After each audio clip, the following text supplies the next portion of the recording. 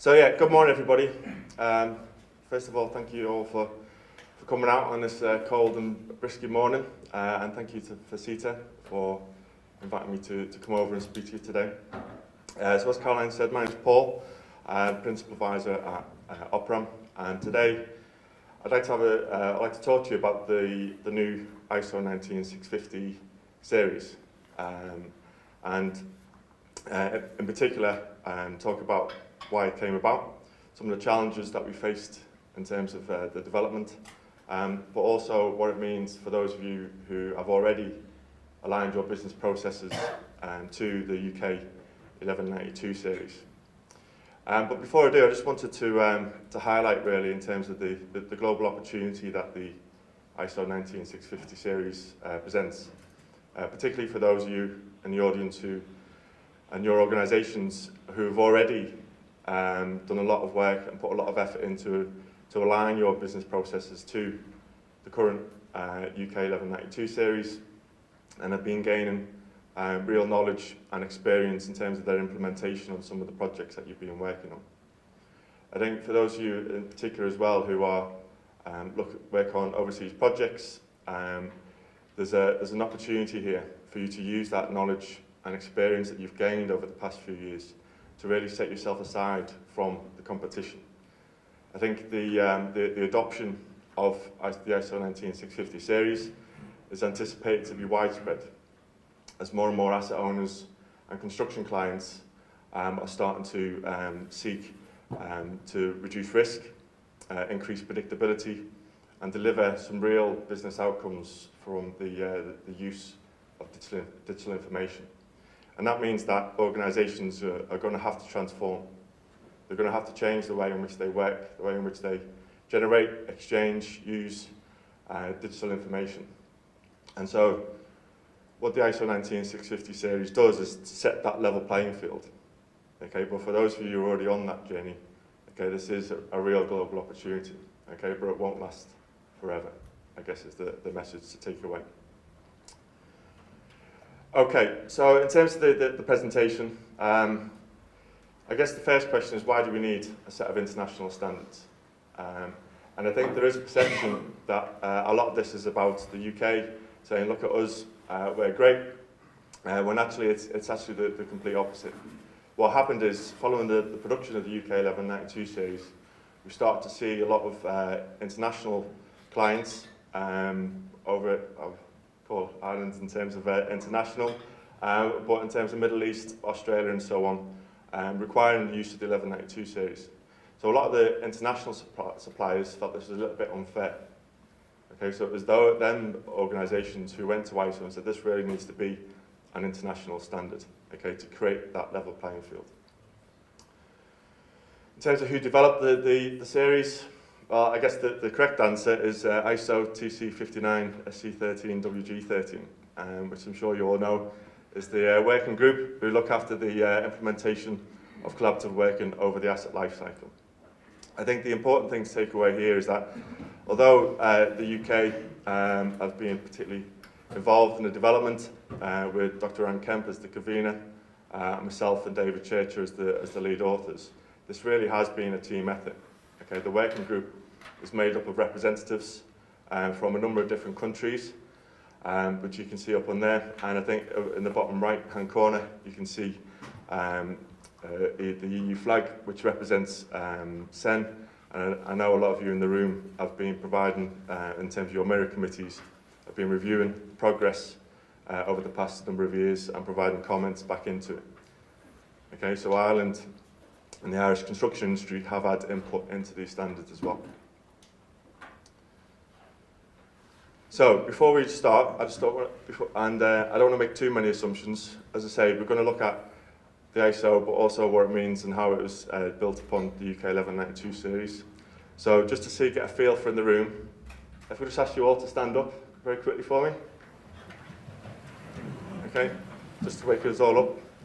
Right, so if I could just ask you, if you've never heard of the UK 1192 series before this morning, can you sit down? Okay. Can you sit down if you've never downloaded this 1192 series? Okay, can you sit down if you've downloaded but never actually got around to reading the 1192 series? Okay, so there's quite a few out there who've downloaded and read it. And sit down or stay standing if you can tell me what section 8 is in PAS 1192 part 2.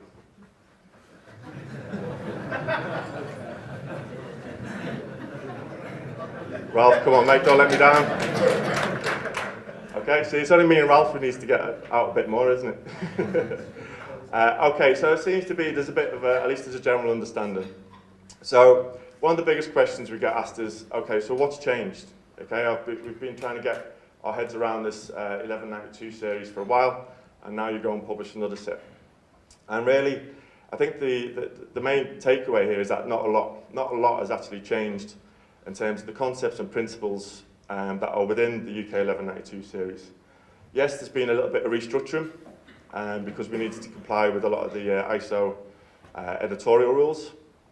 There's been some amended terms, okay, trying to get an international consensus on some of the terms used within the standards. It was difficult enough to get it agreed or consensus in the UK, never mind internationally. So some of the terms have changed, but also there's a couple of new terms as well. And they're only really being added, I think, to add clarity in terms of to some of the terms. So what we'll do now, just very quickly, we'll just go through each of these so you get a feel for what's changed. And in terms of the restructuring side, as you know, standards isn't the most interesting of subjects, but I think reflecting on the journey over the past few years, it does have a feel of we've sort of like been trying to bake a cake, okay, in terms of trying to take the ingredients from a number of different standards and to output this as a new standard. So that led me to thinking about the Great British Bake Off. I don't know for those of you who are familiar with that. So up here you've got Steph, who's the BSI committee member, myself and David. But this really at some point was a bit more about the Great International Bake Off, okay, in terms of trying to take the raw ingredients and to produce the standards. So what we're going to do just very quickly is we're just going to go through and look at basically the ingredients and the methods used to produce the ISO standards. And the first one we're going to look at is part 1. So part 1 looks at the concepts and principles for the management of information throughout the asset life cycle. Okay, so starting from cradle to grave. So the first thing we did is we took out the concepts and principles from BS 1192. And those of you familiar with that standard, when we talk about concepts and principles, we're talking about the collaborative production of information and building better teams to work collaboratively. We then took out the concepts and principles from PAS 1192 Part 2. Okay, there we're talking around the collaborative exchange of information. Okay, putting the client at the centre of the process.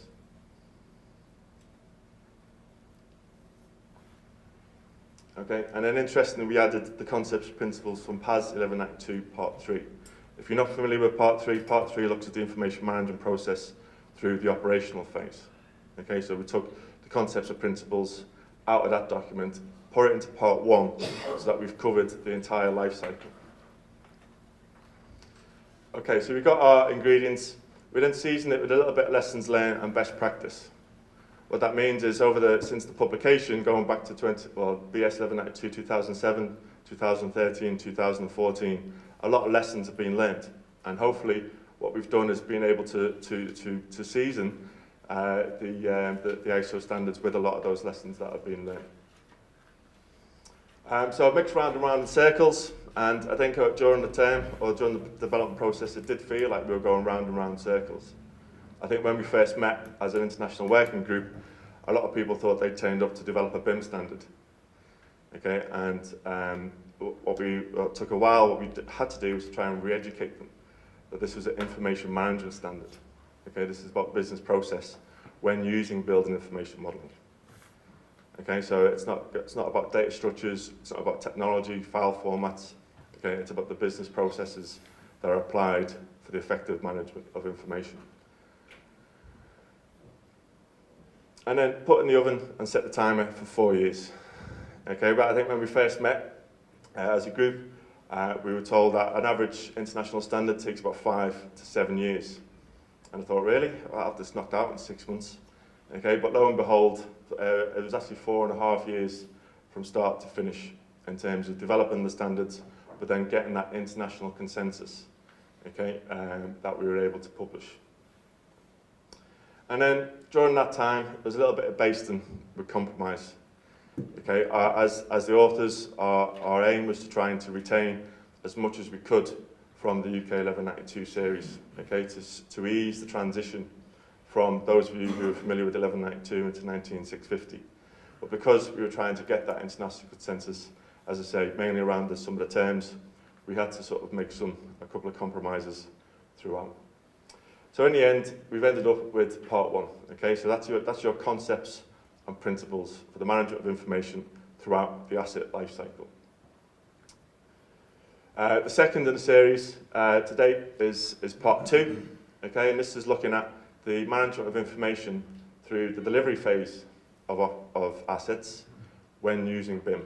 Okay, so again, it's not a BIM standard per se, it defines the information management process. So the recipe for part 2 is we've taken the main clauses from BS 1192. Okay, so we're starting to talk about the review, the check, the approval, the authorization, the acceptance of information within a shared repository, which we know and love as a common data environment. Then we took the main clauses from PAS 1192, part 2. So really, we overlaid the information management process defined within it. Okay, and I think one of the main misconceptions around PAS 2 is around that the process is to be applied for per project. Okay, when actually the process was designed to be applied for each and every appointment or contract on a project. Okay, and hopefully what we've done is we've clarified or made that a lot clearer in part 2. So no part 3, because we're only talking about the delivery phase. But again, seasoned with some of the lessons learned and best practice, okay, that have been captured over the years. Round and round in circles, put in the oven again for 4 years, okay, in terms of that development process. Based on with compromise, and I think, you know, from looking at part 2, which has been written as a specification, so what you'll find in part 2 is that the clauses include the modal verb shall, okay, as in somebody shall do something, okay. So that gets a lot of people nervous, okay, in terms of a specification that says you have to do something. So I think on the compromise front, most of the conversations were around part 2. But we weren't always successful, okay, in terms of that compromise. There were certain things that needed, what we felt needs to be in the standard, but never in a million years we were going to get an international consensus. Okay, so we came up with the idea of a national annex. So what that enabled is that it gave different countries and different regions the ability and the flexibility to add the preferred standards, methods and procedures to be adopted when implementing ISO 19650 Part 2 in that region. Okay? Anyone want to hazard a guess as one of the areas that we were never going to get international consensus on? Naming convention. Jeez, if I spend another hour of my life talking about naming conventions. But yeah, obviously that was one of the areas. I think it's important to note that the national standard, national annex, the national annex does not include any additional requirements to Part 2. Okay, all it does is, so as an example of that, if we take classification.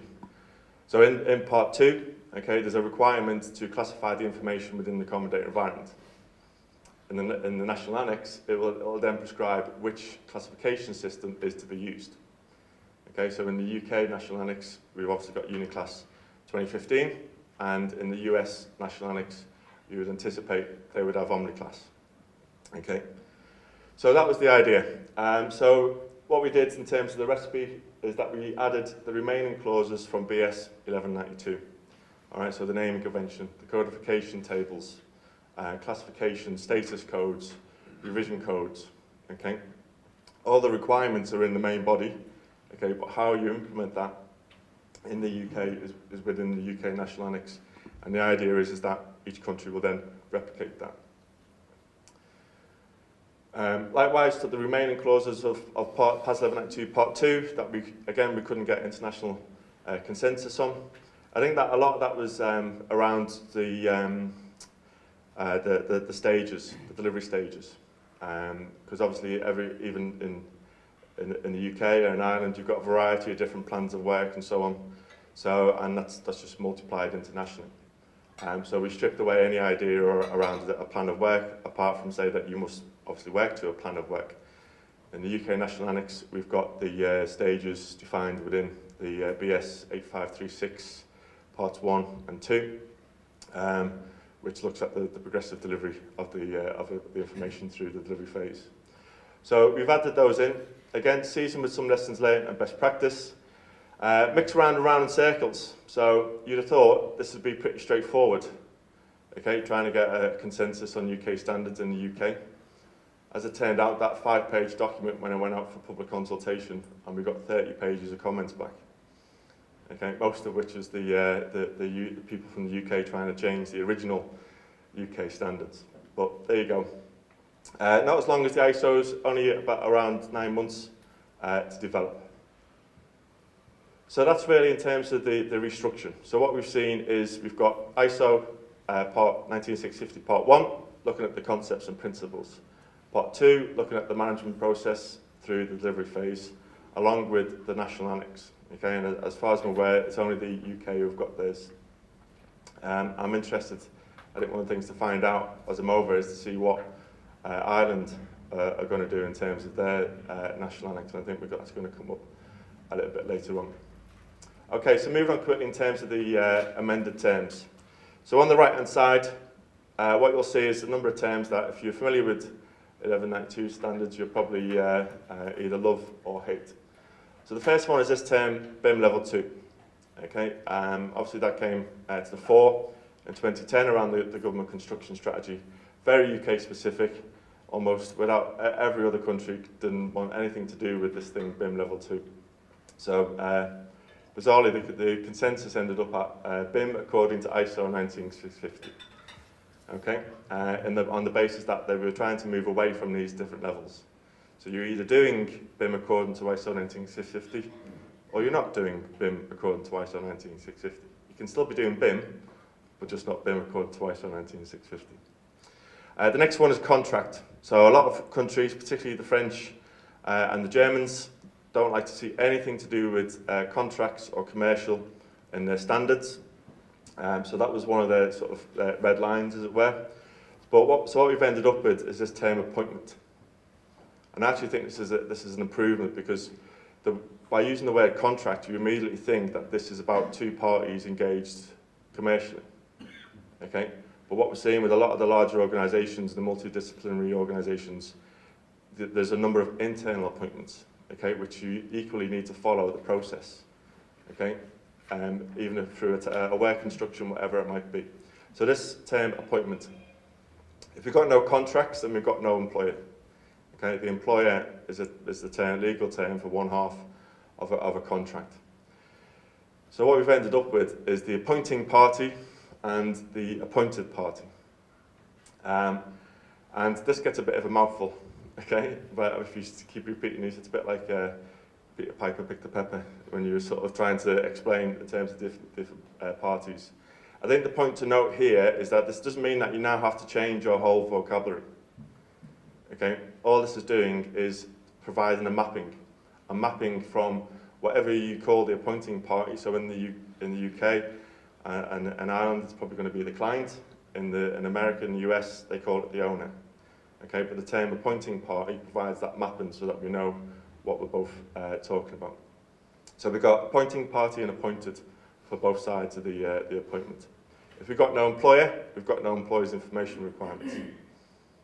So what we've ended up with is exchange information requirements, which again I think is actually more appropriate, because when we started doing the old switcheroo, when the client's the first employer, then the lead supplier is the employer, and then the supplier is the employer, and so on, it got a little bit confusing. Okay, it says what it does what it says on the tin. Okay, they are the requirements for information that needs to be exchanged. The other one is file.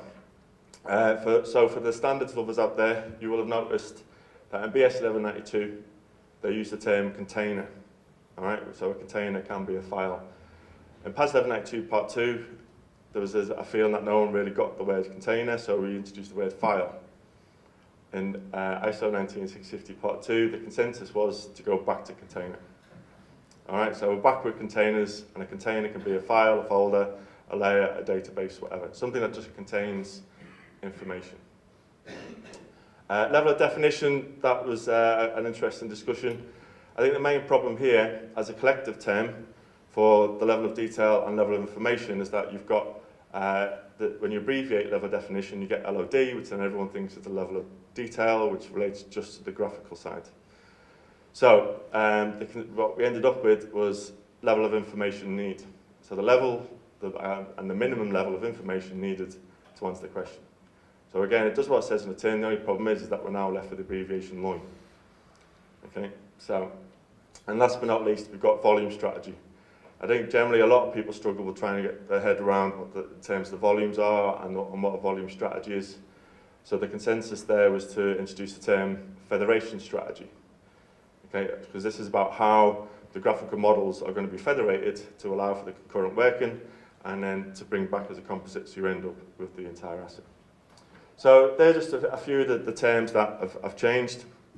As I say, they're only the mapping. So this doesn't mean that you've got to go back and now change all your documentation. Okay, but it's particularly only going to be relevant if you're working with international, other parties or other teams internationally or working on international projects. But potentially what you'll start to see is the new terms introduced in some of the contracts. Okay, and then just to finish off, let's look at some of the new terms. So the first one is information management function. So in the 1192, we tried to introduce the information management roles but by the time we got through the whole process, it was pretty weak. And a lot of people get nervous about trying to assign responsibilities to different roles, and nobody could get over the fact that it was a role, not a job title. So what we've done is the entire process now, all the activities, sub-activities and tasks within the process within Part 2 are now undertaken by the information management function. Okay? Each activity is assigned to a different party. And once that responsibility has been assigned to you, as a party, it's entirely up to you what roles you now introduce within your organisation so long as the activities that you've been assigned are undertaken. Okay, so it's just now the information management function. Next one is project information requirements. So, hands up if you're familiar with the term plain language questions. All right, keep your hands up if you actually understood what the plain language questions there. Okay, good. So, all this means is that the decisions that need to be made at each key decision point and the questions that need to be answered in order to make an informed decision, they are your project information requirements. Okay, simple as. So that adds to the organisational, asset and project information requirements, all of which are distilled into a set of exchange information requirements per appointment. Project information standard. I think one of the lessons that we did learn is that through each delivery team, they were all following BS 1192 and developing their standards, method and procedures. The problem was that those standards were different to the other delivery teams that they were exchanging information with. Okay, so what's happened now is the M&P bit, so the methods and procedures, it's up for the delivery team to develop the most effective production methods and procedures for their team based on the exchange information requirements they've been allocated. But the information bit, the standards bit, has now been elevated to a project level. So every delivery team appointed on the project will now need to comply with a single set of information standards. Delivery team mobilisation plan. So for those of you interested, Section 8 in PAS 1192 Part 2 is mobilisation. Okay, for me, probably one of the most important stages and increasingly the one that gets forgotten about. Okay, what this is, it provides teams who may not have the required capability and capacity to deliver a project to commit to activities to be completed during the mobilisation stage should they be successful. Okay, so in your tender response, you can say, we haven't quite got the capability capacity, but if we're successful, we commit to doing these activities. So that could be recruitment, training, education, procurement of new IT infrastructure or software. And then the last one is the information delivery risk assessment. Whenever you go to a conference, we always talk about risk, managing risk, reducing risk, but I've never seen anything done about risk management on a project. So we've added in that as part of your tender response, you will need to undertake a risk assessment against the timely delivery of information. Okay, and then maintain that throughout the appointment. Okay, so that's just in terms of what's changed, or the development process. So just very quickly, I'm sure a lot of you in the room, particularly are you familiar with 1192, wondering, so what if I'm already using the 1192 standards? Well, if you are, you're probably using BS 1192, PAS 2 and 3, BS Part 4, and PAS 5 and 6. All that means is from January, so from this month, you'll still continue to use Parts 3, 4, 5 and 6. But BS 1192 and PAS 1192 Part 2 have now been withdrawn. Okay, mainly because you can't have two competing standards. If you're working on a project and you're aligning with BS 1192 and PAS 1192 Part 2, continue to do so. Okay, it's only for new appointments, new projects, that you'll be requiring the use of Part 1 and Part 2, and the relevant national annex, depending on the country or region where the asset is being built. Okay, so if you're an Irish company working in the UK, it would be the UK annex. If you're a UK company working in Ireland, it would be the Ireland annex. Okay, it's where the asset resides. To help with that, I think as mentioned, we developed some transitional guidance. So this is only really relevant for those of you who have already aligned your business processes to the 1192 series, and pretty much goes through some of the things I've just mentioned there, but it's there to help that transition, or to smooth that transition over. So the next question I get asked is in terms of what about the other standards in the UK 1192 series. So we've got Parts 3, 4, 5 and 6. At the moment, we've got Parts 3 and 5 under development. Okay, and I think because we've broken a lot of ground on that re-education, we're expecting that these aren't going to take 4 years, and hopefully will be available at the start of next year. So that leaves Part 4 and Part 6. There's no decision yet on either. Part 4 in particular, for those of you who know or familiar with it, looks at the structure of asset data to be handed over to the client, okay, based on a industry standard known as COBE. Because that's very specific to the UK, it would be impossible to get an international consensus. The other problem is that COBE, or the BS 1192 Part 4, is actually a subset of what we call IFC, or Industry Foundation Classes, which is already an international standard. So if we were to put a Part 4 together, it would basically be conflicting with an existing set of international standards. So the jury's out yet on what's happened to Part 4. And I think Part 6, I'd like to see it elevated as part of the series, but it's only just being published in the UK, so I think it's going to take a while to get through. But we've got Parts 3 and 5.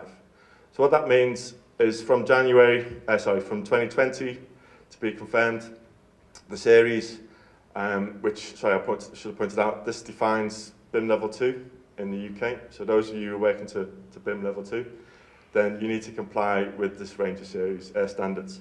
So from next year, it'll be the ISOs Part 1, 2, 3 and 5, plus BS 1192 Part 4 and Part 6.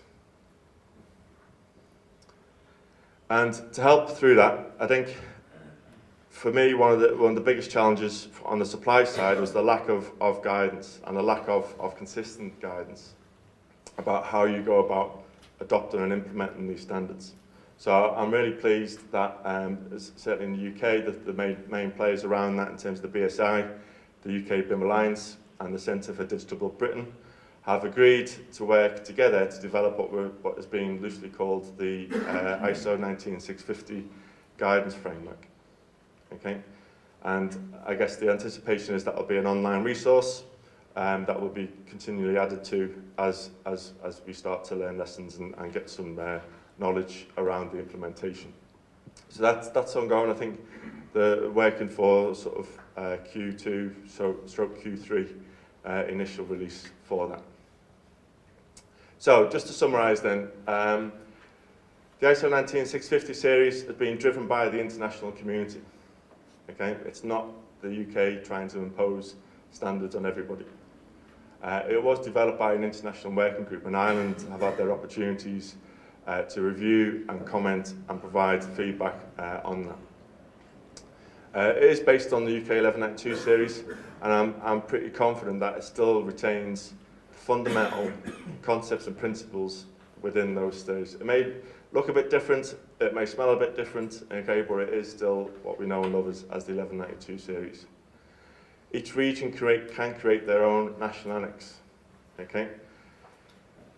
This is not an ideal situation, because for those of you who do work in different countries, what that does mean is that you are, unfortunately, although you have a unified approach to the way in which you work, you will have to be familiar with the differences between the national annex of each country, okay? But we are where we are. BS 792 and PAS 1192 Part 2 have now been withdrawn.